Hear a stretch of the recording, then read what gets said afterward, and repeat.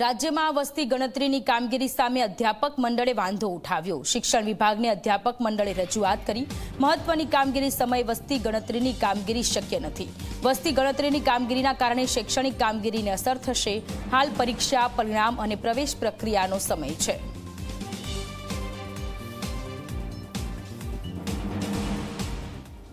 તાજેતરમાં આપણે જોઈએ કે સ્થાનિક સ્વરાજની ચૂંટણીમાં જે ચૂંટણીની કામગીરી હતી તેમાં પણ અધ્યાપકોને મૂકવામાં આવ્યા હતા, પરંતુ સાથે સાથે હમણાં એક 2 દિવસ પહેલાં નવા આદેશો કરવામાં આવે છે। એમાં અધ્યાપકોને વસ્તી ગણતરી માટે કામગીરી કરવાની રહેશે, આ પ્રકારના આદેશો કરવામાં આવે છે। ત્યારે અમારી રજૂઆત છે કે રાજ્યના અધ્યાપકો શિક્ષણ સિવાયની જો કામગીરી કરશે તો ચોક્કસથી શિક્ષણ ઉપર અસર થશે।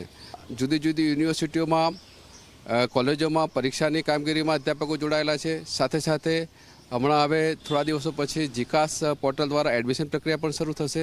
ત્યારે આ પ્રકારની શૈક્ષણિક કામગીરીમાં તમામ અધ્યાપકો કાર્યરત છે અને એ ઉપરાંત વધારાની કામગીરી જ્યારે સોંપવામાં આવતી હોય છે ત્યારે શિક્ષણ ઉપર અસર થતી હોય છે। રાષ્ટ્રીય શિક્ષણ નીતિ પ્રમાણે 4 વર્ષનું જે સાયકલ છે, ચક્ર, એનું અંતિમ વર્ષ એટલે કે ચોથું વર્ષ હવે શરૂ થવા જઈ રહ્યું છે।